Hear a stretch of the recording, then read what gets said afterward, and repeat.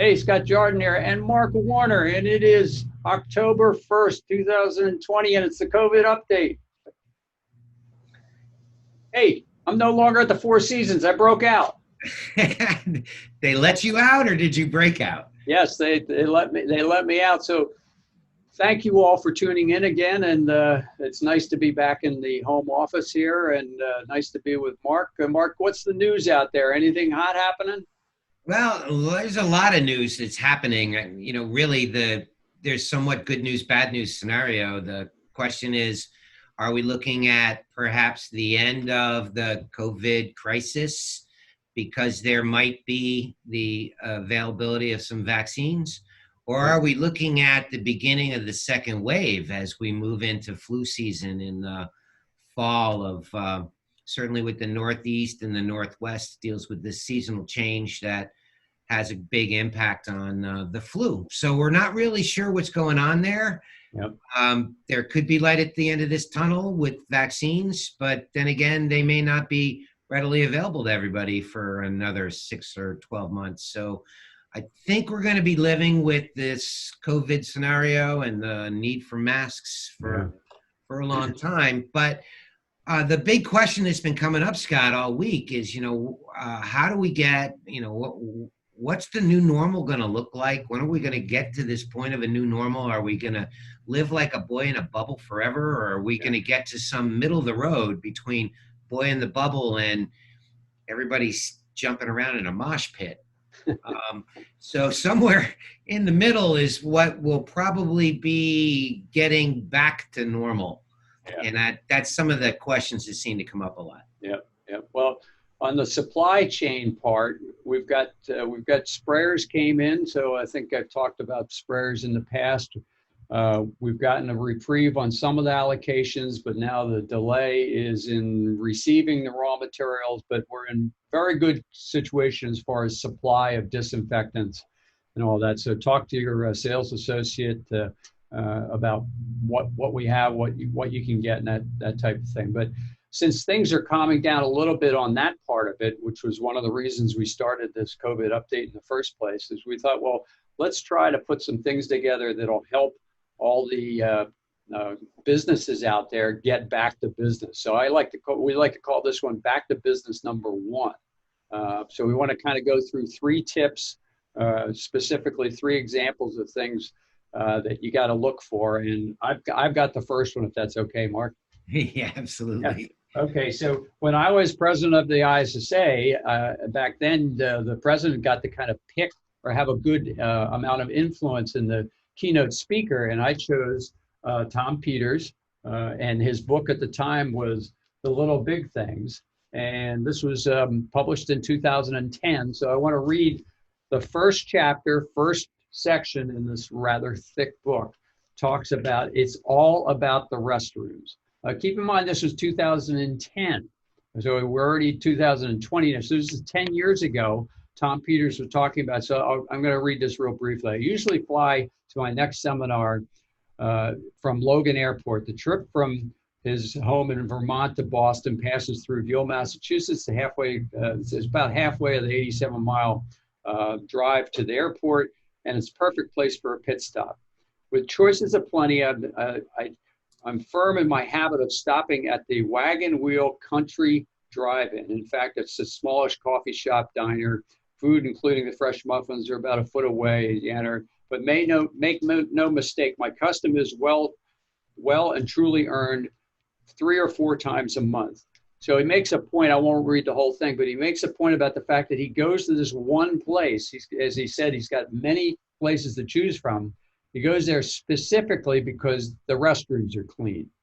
The people are nice, the food's nice, but the restrooms are clean. And I think that's still true today, that if you walk into a restaurant and you go to the bathroom, you might leave immediately because of what you find. Or if it's not outrageously terrible, you're certainly going to go, I'm never going back to that place again. So if you're opening your business up, look at your bathrooms. If you don't have a maintenance program already, that's something you should be worrying about. Any other tips on that end, Mark? Well, anybody that's ever planned any long trips with their family, with their wives and kids, knows that generally they have the number one influence on where you're going to stop. Not you, not where the gas is cheapest or the food is the best. It's usually dictated by the facilities and their cleanliness. So Yep. that reinforces how important that is. Yeah. Yep. So Now, the next, there's other studies, Scott, that have taken place over the years. And this has been done by a lot of grocery stores and department stores. And a lot of them wanted to identify what part of their facility was creating the strongest influence on the perception of cleanliness. And so obviously people will go to a different grocery store if they find one that's cleaner than another. They'll drive past two or three to find one that it meets their expectations of cleanliness. And so grocery stores are aware of that, and they do a lot of studies to figure out what influences that the most. And the number one influencing factor that influences the perception of clean in a grocery store is the condition of the floors. Yeah. And so what are the messages we want to make sure we're putting out there to the entire janitorial and sanitary maintenance industry is don't take your eye off the ball. Our mission is really helping people achieve an extreme level of cleanliness. Yeah. We've been focused on disinfectants and sanitizers because of our fear of getting sick or perhaps even dying from COVID. But there's other things that we as an industry need to keep our focus on, and that is helping these businesses maintain this perception of an extreme level of clean. So this study, Scott, just for the record, they literally took or grocery stores and had impeccable floors, but above the floor there were fingerprints on stainless steel and on glass and maybe a little dust on the cans and so on. And they surveyed people coming out and compared their responses to other ones that had impeccable level of cleanliness above the floor, but it allowed their floors to deteriorate. So in reality, we as cleaning professionals know that probably the cleaner one was the one that had everything addressed. The dust on the cans were gone and places that people touch were all cleaned. But the perception was almost unilateral, almost 100% was the stores that had the cleanest floors were perceived as the cleanest store in general. Yeah. So with that said, one of our areas of specialty in our field is to help people with their floor care.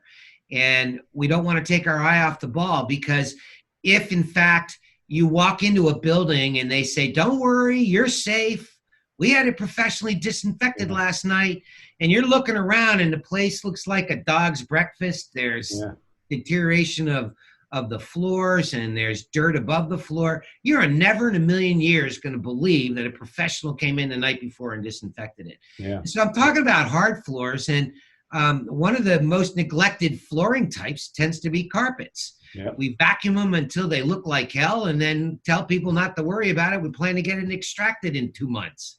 Yeah, which means that people live with carpets that look like that. And one of the things we can't overlook is that we can deal with our carpets. And one of the ways that we should be thinking about is what are those interim methods that we can use in between vacuuming and a deep extraction or restoration approach that can keep them looking good, that eliminates the look of traffic lanes and spots. Yep. Well, yeah, and I think that in the general rule of thumb on carpet, if it looks dirty, it's too late. Yep. You've kind of missed the mark. So definitely, and they also say what's carpet's like the air filter of the building, isn't it? Well, it has a clean carpet has the most positive impact in improving indoor air quality because it filters out impurities. Right. A dirty carpet is the number one polluter of indoor air qualities because of the dust and debris that gets kicked up as you stomp your feet. So if you are listening to this and you can stomp your feet on your carpet and see dust come up, run for your lives. You're way past the point of it being safe. Yeah. We don't usually blatantly push products on the COVID update, but we have a product called Stay Clean, which is phenomenal because it can be used every possible cleaning method way.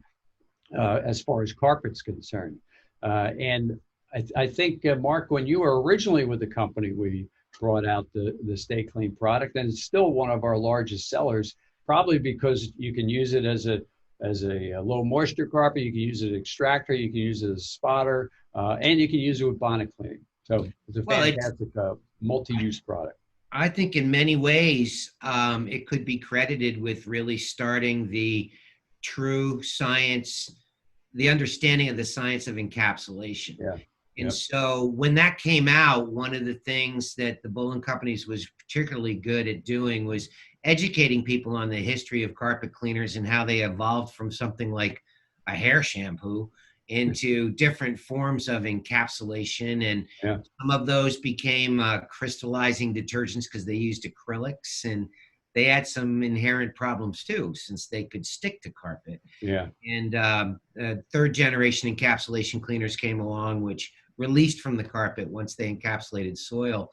And that it took a lot of years for that to actually get embraced. Ultimately, the Carpet and Rug Institute supported the idea of low moisture carpet cleaning as a supported and almost mandated process of interim forms of carpet cleaning in between restorative acts of deep extraction. So, yeah, I mean, we don't normally talk about Bolin products, but credit where credit's due. Anybody that knows that field knows that the Bolin Companies and Clausen's Stay Clean was at the forefront of third generation encapsulation. So, hey, there you go, little product plug. Okay, so on the third one, this is kind of a cautionary tale. Yeah, well, the third one is horrifying. It's quite horrifying. So a lot of people, when the COVID crisis hit, were told to go home. They secured up their buildings. They sealed them up. Hotel motels were shutting down their HVAC systems in order to save on electric, and some cases even sealing their doors. And what has happened now is people are starting to open up businesses and open up hotel rooms and areas that have not been open and have not had any HVAC running or no airflow. They're opening up and finding literally a garden. And when I say garden, it's I'm sarcastically referring to a lot of mold. And so people are contacting us like, hey, what do? We opened up the door and, you know, the office is full of mold on the carpet and mold on the textiles of the upholstery, and it's coming out through the electrical sockets and it's behind the wallpaper. And what do we do? And they all want to find some kind of spray and wipe magic wand that they can walk in there and just tune it up themselves. And I want to put out there, Scott, a word of caution that there are 1,000 different kinds of molds out there. And some of them are, in fact, non-toxic to human beings. It tends to be the types of mold and mildew stains that we see in our showers. But other types of molds can be very, very toxic to human beings. They can attack the nervous system. They can act as an allergen for the respiratory system. They can even affect the way your brain functions. And some of us may remember years ago, there were movies that were produced about toxic mold that was inside wallboards. It happened during a flawed construction process where it was allowed to get damp behind the walls. And that mold is Stachybotrys and Penicillium. And those are toxic to human beings. So the first thing you should do is do a risk assessment on what you're dealing with. Like, do not expose yourself to mold that you don't know whether or not it's toxic or not, because some of these things can be potentially almost irreversible. So do a risk assessment, have somebody come in that knows the game, can tell you whether or not it's something that you might want to attempt yourself, or whether you need to bring in a certified, skilled, and trained technician. So as you and I were talking about, Scott, when it comes to toxic mold removal, you're going to want to have somebody that's certified and trained in the proper use so that they're not just spreading mold all over the building, you know, and making themselves sick as well. And you brought up a good analogy to that. It's I said it's like if you have asbestos shingles, you don't go out and start ripping them off your building yourself. You got to get an expert in there, otherwise you could put yourself and in some very serious medical situation by inhaling that, and mold and stuff like that's pretty much the same thing.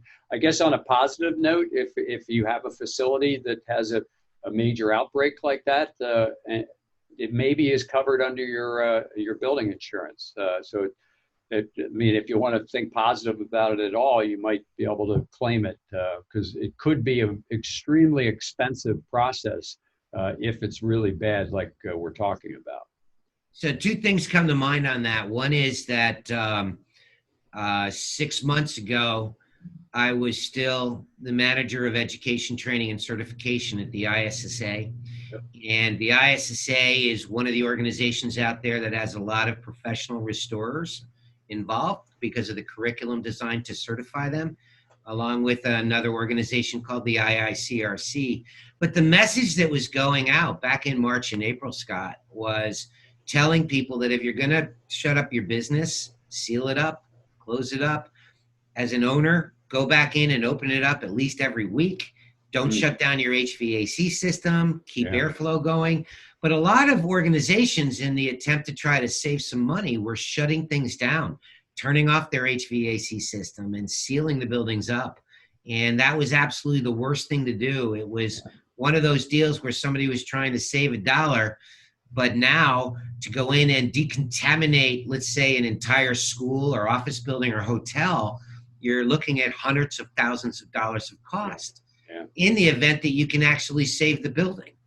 And that's part of what the conversations have been. So there's a catastrophic event happening, and that is that people are finding that in some cases they're going back to office buildings that may not be suitable for habitation, suitable for use. So well, that's kind of the big news. Well, let's hope that's not the situation for some of you listening in, but hopefully some good advice. So we're going to continue this this theme going forward. Certainly give you updates on what's happening with supply chain and everything else. We still have germwashing.com out there. If you haven't been to that site, please go and check it out and submit some tips if you see anything unusual. But that's kind of going to be our model going forward as things hopefully get better and change. So anything in closing, Mark? Well, our intention is to keep coming at you with weekly updates as long as the environment seems somewhat unsettled. And it is somewhat unsettled, as you know.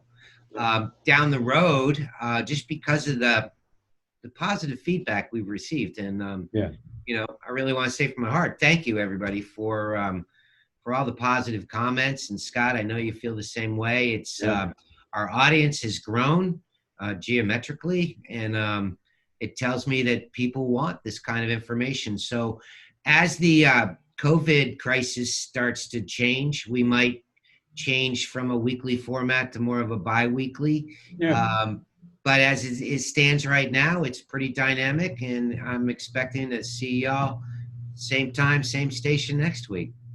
You got it. Okay, well, let's get suited up. Back to work. We'll see you. We'll see you next week. Stay safe and keep the world clean out there. Right. Thanks, everybody. Okay. See ya.